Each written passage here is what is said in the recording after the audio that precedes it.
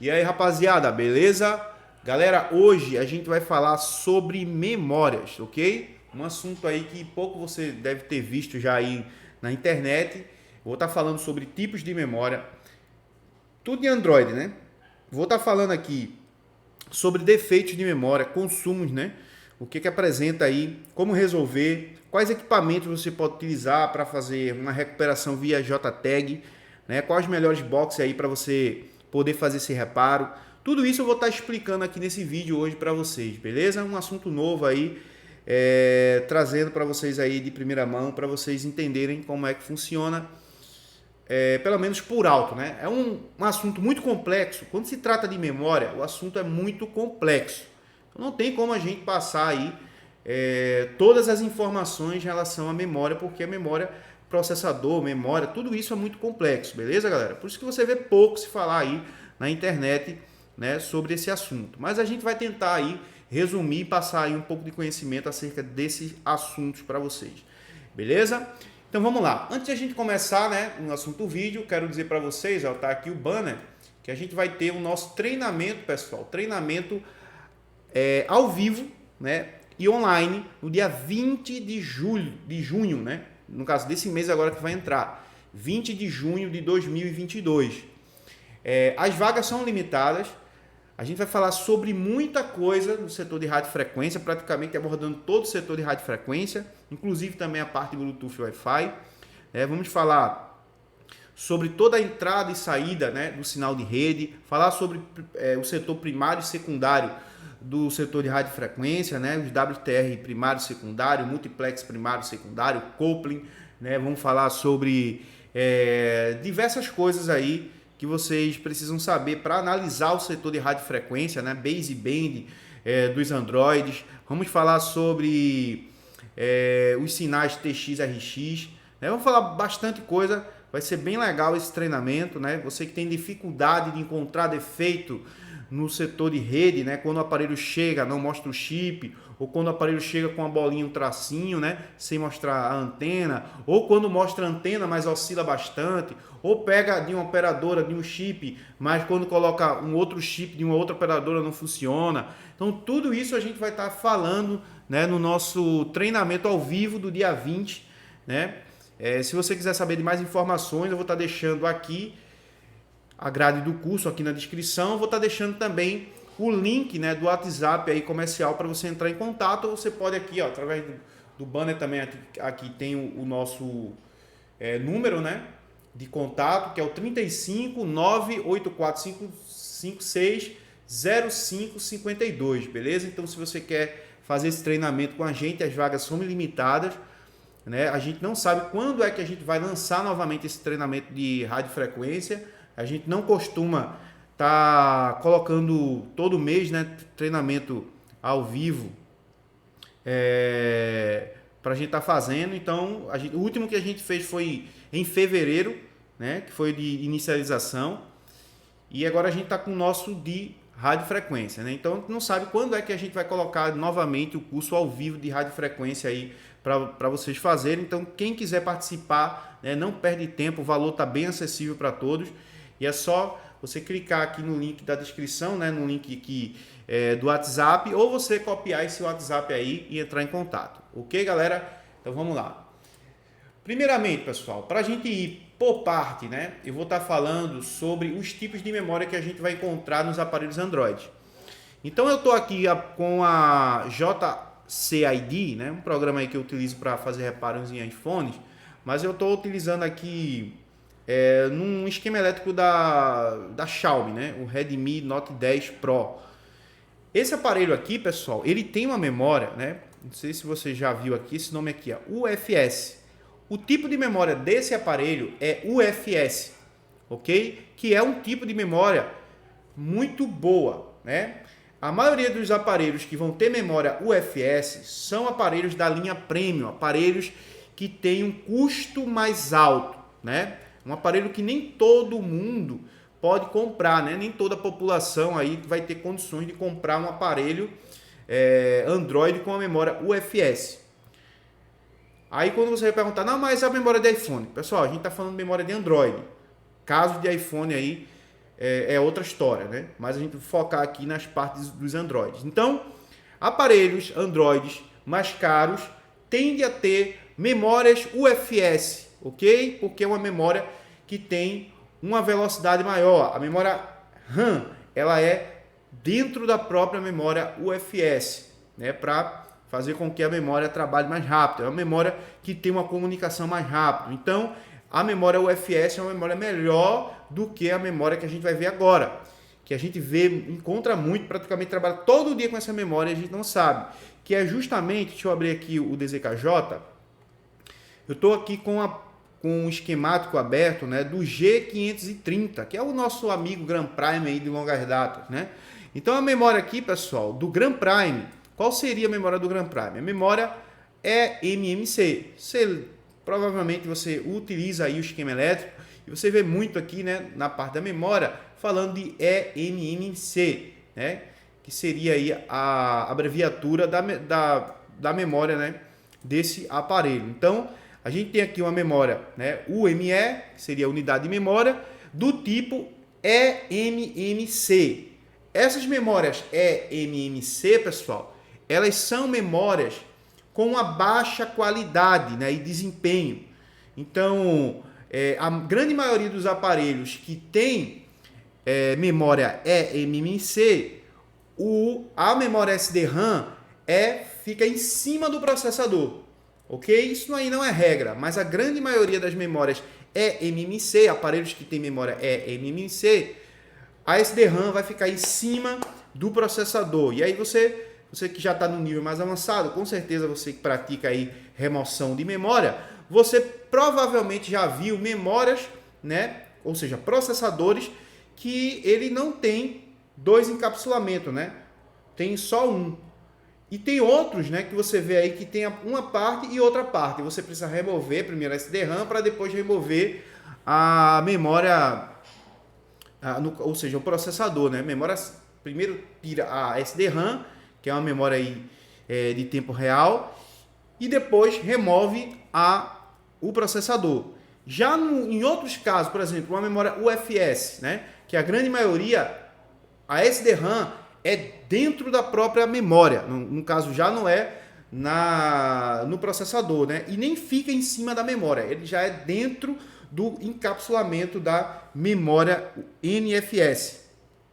Então, o processador, ele já vai ser aquele processador que tem uma unidade só, né? Ele não vai ser dividido, né, entre SD-RAM e o processador. Ele vai ser só o processador e a memória SD-RAM vai estar dentro da memória UFS.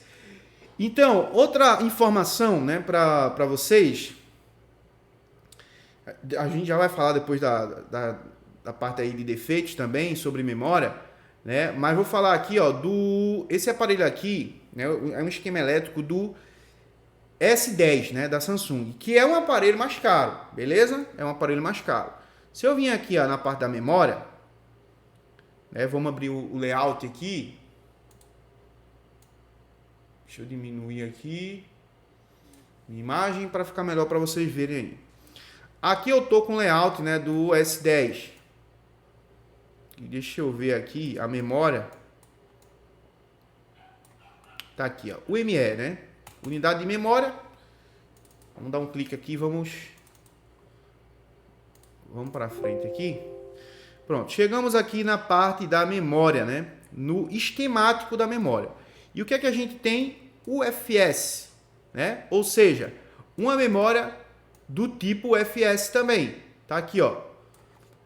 CP e UFS Memory. Ok? Isso aqui é o bloco do processador, né?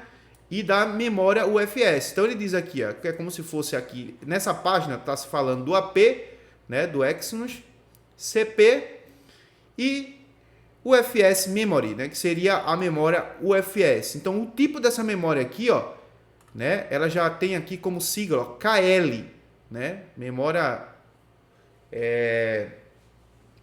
UFS, ela vem praticamente com essa sigla aqui, ó, KL, ok? Aqui, ó, na parte da sua referência. Se a gente pegar aqui uma outra memória, ó, memória eMMC, né? Aqui a gente já tem, ó, KM, né? Então, para você, de repente você pega um esquemático ou você está olhando a placa e você não sabe se a memória se ela é eMMC ou se ela é NFS ou uma outra memória que a gente vai falar, que é a memória eMCP, beleza? Então, digamos aí que você pegou uma placa aí que está com KM, ela pode ser a memória MCP ou a eMMC, ok? Pegou aqui, ó, KL, então são grandes as probabilidades de ser uma memória UFC, ok? UFS que diga, né? Então, galera, vamos lá. Sabendo que os aparelhos mais caros vão ter memórias do UFS, que são uma memória com desempenho mais forte, né? Um desempenho melhor, e que as memórias eMCP e a eMMC são memórias com uma qualidade menor, a memória eMCP é uma memória que está no nível intermediário, né? Então, se existir a memória eMMC, que são fabricadas hoje, os aparelhos, muitos aparelhos também ainda são lançados com esse tipo de memória, só que a grande maioria hoje com memórias MCP, né? Então a gente tem grande maioria aí de memórias também no mercado MCP, que é uma memória intermediária, aonde também, em alguns casos, essa memória aí vai estar com a SDRAM também dentro, né, do encapsulamento da própria memória.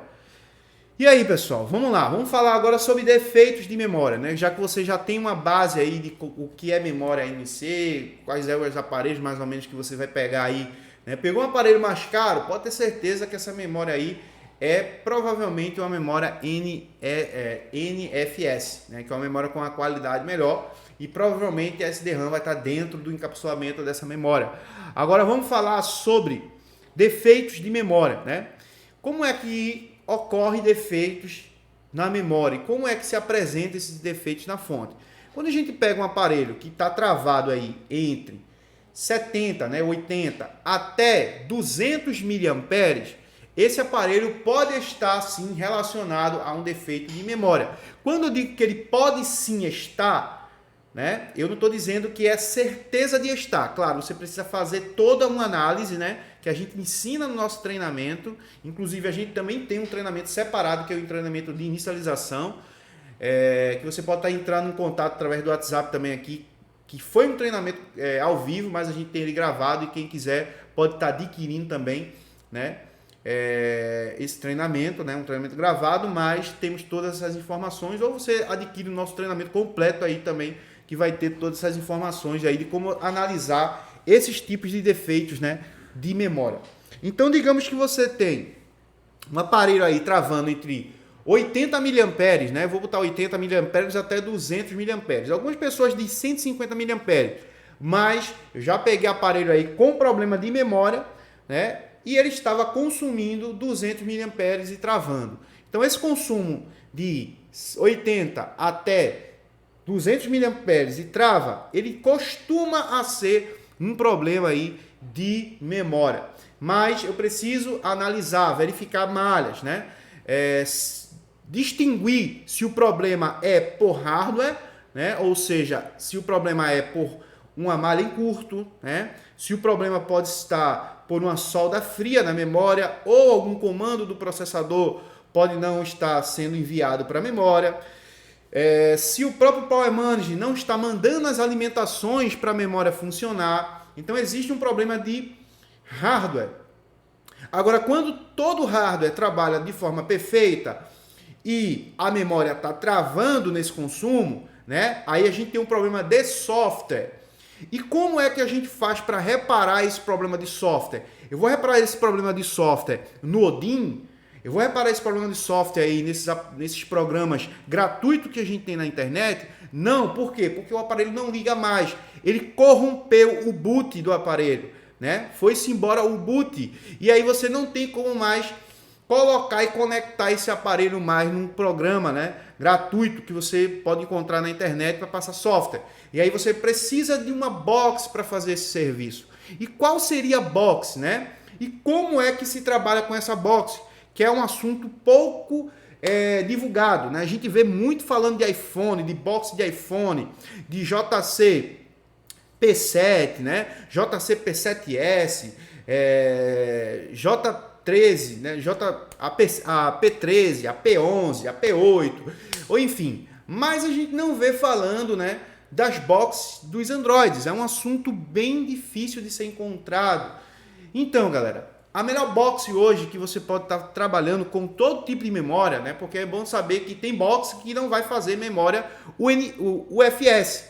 Tem box que não vai fazer eMMC. Tem box que não vai fazer eMCP, né? Então você precisa saber qual é a box que precisa fazer. A gente tem várias boxes aí no mercado, né? A gente tem a UFI, a gente tem a EASY JTAG, a gente tem a Medusa Pro, a gente tem a Medusa Pro 2, né? Tem a Octa Plus também. Enfim, temos algumas boxes que você pode estar adquirindo para fazer esse reparo. Mas hoje, galera, a box que está mais completa para você trabalhar com todo tipo de memória é justamente a Medusa Pro 2, né? É uma box cara, né?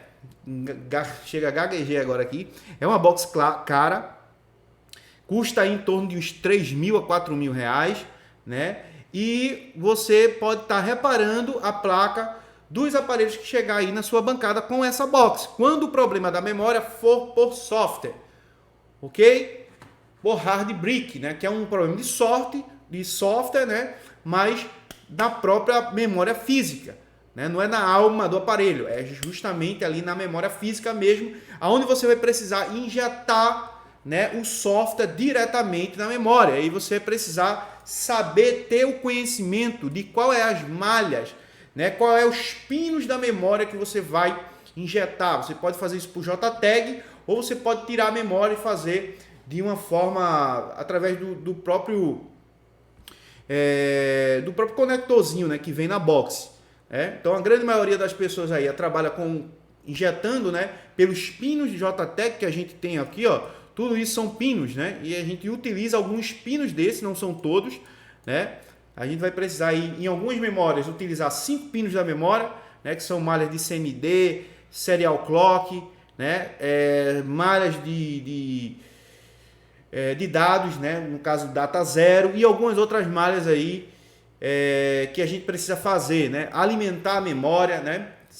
Algumas memórias trabalham com 3 alimentações, outras com 8, com 2 alimentações, então as memórias precisam estar também alimentadas, né? Ou seja, será um trabalho específico na memória, né? E aí você vai precisar trabalhar aí com uma fonte ou duas para injetar uma alimentação, ao mesmo tempo você está injetando, né, o software com a box. Então hoje, pessoal, existem várias boxes, como eu já falei, mas a Medusa Pro 2 aí é a que está bem atualizada acerca de tipos de memórias, né? Memórias Motorola, Samsung, Xiaomi, LG, todo esse tipo de memória aí, a Medusa Pro 2 ela acaba fazendo, né? E dependendo de que seja NFS, independente de que seja MMC ou eMCP, ok? Então vamos lá, vamos falar sobre alimentação de memória, né? As alimentação aqui, ó, da memória UFS é uma alimentação, né? Você vê aqui, ó, VDD, que é uma alimentação que vem lá do Power Manager, né? Uma alimentação aqui que vem de 2.95, né? E outra alimentação de 1.8 volts. Então, essa memória aqui, ela recebe justamente essa alimentação, né? E a gente também tem aqui, ó, o ponto de autocalibração, né? Que é isso aí também a gente explica aí no nosso treinamento, né? Você vê um capacitor assim, ó, ligado ao terra, né? E para a memória, a gente tem uma tensão de calibração. Então a gente precisa ter 2 alimentações para a memória. Se faltar alguma dessas alimentações, a memória não funciona. Então por isso que eu digo, se o problema está sendo por falha no Power Manager de enviar alimentação para a memória, o aparelho pode travar naquele consumo, né, entre 80 a 200 mAh, mas o problema pode ser que não seja pela própria memória. O problema pode ser no Power Manager, que está afetando, né, a inicialização da memória porque ela não tem alimentação. Então a gente tem que saber o que é um problema de memória, né, no caso da própria memória, ou que é um problema de um componente ao qual a memória necessita que ele esteja trabalhando perfeitamente, para que também ela possa trabalhar perfeitamente. Ok, galera? Então, é isso aí. Então, a gente tem aqui, ó, duas alimentações, né, no caso aqui da UFS, né? A gente tem duas malhas de calibração no caso dessa memória, ou seja, ela precisa de uma tensão maior, né, para que ela produza uma alimentação, né, para ela mesma. A gente explica isso aqui no nosso treinamento aí completo ou inicialização aí, que a gente explica sobre isso, né? No caso aqui, a gente tem, né, um CI que eleva uma alimentação para esse tipo de memória, no caso aqui da UFS. E falando, né, no caso aqui das outras memórias, vou pegar aqui a outra memória, a gente tem uma memória aqui do Grand Prime, a gente tem uma tensão de 1P8, né, todas as memórias precisam dessa alimentação de 1.8 volts. E aqui a gente tem uma alimentação de 2.9 volts, né, que também vai para memória eMMC. Essas duas alimentações aqui, pessoal, de 1.8, né, e de 2.9, 1.8 vai ser sempre 1.8, que a memória vai precisar para trabalhar. E ela vai precisar também de uma tensão de 2.8 volts. Aqui tem 2.9, né? Mas depende do circuito do aparelho ou do esquema elétrico, você vai encontrar essa tensão aqui entre 2.8 volts a 3.3 volts. Ok? Mas seria essa alimentação maior aqui que a memória precisa, né? Que vem lá do Power Manage para que a memória possa ser alimentada e possa funcionar. Então, galera, a gente tem, né, essas alimentações. No caso dessa memória, a gente também recebe uma alimentação de 1.2 volts, né? 1.2 volts. Ou seja, para ajudar aqui a tensão de autocalibração dessa memória, ok? Então, essa tensão de 1.2 é justamente para fazer essa ajuda, né, de alimentação que essa memória precisa aí em alguns momentos, né? Então, assim, tanto o processador quanto a memória, né? O processador, no caso das VDD Core, né, dos conversores book, quando ele necessita de uma tensão ou corrente maior, ele vai pedir ao Power Manager, né? No caso da memória aqui, ela própria vai gerar e também vai ser mandada pelo Power Manager, no caso dessa memória, para que ela, quando precisar de uma tensão maior um pouco, ela utilizasse dessa alimentação. Então, galera, a gente falou aí sobre tipos de defeitos, né, que a gente encontra, consumos aí, falamos sobre as alimentações, né, e também existem malhas aí importantíssimas, no caso da memória, né, que é a malha Data Zero, né, que até para você utilizar a JTAG aqui, né, a box, a Ace JTAG ou a Medusa, né, ou qualquer outra box aí, você vai precisar, em alguns casos, utilizar a malha Data Zero, né? E tem outras boxes, né? Ou outras memórias que você pode estar utilizando até mais malhas, né, de dados. Então, no caso da grande maioria, Data Zero aqui só você pode estar jampeando aqui fazendo um reparo, né? A gente tem o clock, né, da memória, né? A malha de clock da memória, que é importantíssima, né, para que essa memória funcione. Temos a malha, né, MSM, Result N, né, que é uma malha aí de reset, e a malha de CMD, né, que é uma malha de comando, né, uma tensão aqui de 1.8, ao qual a memória recebe o comando, né, do processador. Então são malhas super importantes aí que se precisa avaliar em caso de defeitos de memória. Se você quer saber mais sobre esse assunto, se você quer saber mais, né, sobre o reparo avançado em aparelhos Android, eu convido você a fazer o nosso treinamento completo, né, de reparo em placa. A gente tem 3 treinamentos agora na atualidade, né, que a gente vai ter o nosso treinamento de radiofrequência, que é no dia 20. A gente já tem um treinamento de inicialização, que também está dentro do próprio treinamento completo, né, só que a gente fez a gente pegou as aulas que a gente fez ao vivo, né, e liberou aí como treinamento só para quem quer fazer essa parte de inicialização. E também a gente tem o nosso treinamento completo, né, que é o que eu mais recomendo aqui para vocês fazerem, porque muita gente que acha que já sabe muita coisa, às vezes precisa, né, no básico ali, aprender mais para poder ter uma ideia melhor de como é que funciona toda a parte esquemática, toda a parte de eletrônica, né? Toda a parte aí básica, fortalecer essa parte básica para aprender realmente as coisas mais avançadas. Então, o básico do nosso treinamento acaba sendo o avançado de muitos treinamentos aí que provavelmente você já fez. Então, é isso que eu falo para você. Convido você aí a fazer parte do nosso treinamento, da nossa família GS Celsius Tech, né? Onde a gente já está com 1.000 alunos, né? Aproximadamente aí 1.000 alunos, 980 e pouco aí, quase chegando a 1.000 alunos. E eu convido você a participar aí do nosso treinamento, né? Onde a gente tem toda semana o nosso suporte online ao vivo, toda quinta-feira, né? A gente tem o nosso suporte, mais de 2 horas aí, onde a gente entra em contato com os alunos, né? E faz aquele bate-papo ali na live, né? Tirando todas as dúvidas dos alunos. A gente tem um grupo de network, né? Onde a gente coloca todos os alunos e os alunos ali se ajudam, né? Uns aos outros, né? E é isso aí, galera. A gente tem um conteúdo maravilhoso aí para passar para vocês. E sempre estamos colocando aulas novas, o treinamento é vitalício, né? E é isso. Beleza? Qualquer assunto aí, querer saber mais sobre a gente, eu vou deixar tudo na descrição do vídeo para você estar entrando em contato. Um abração, Deus abençoe e vejo vocês no próximo vídeo. Valeu!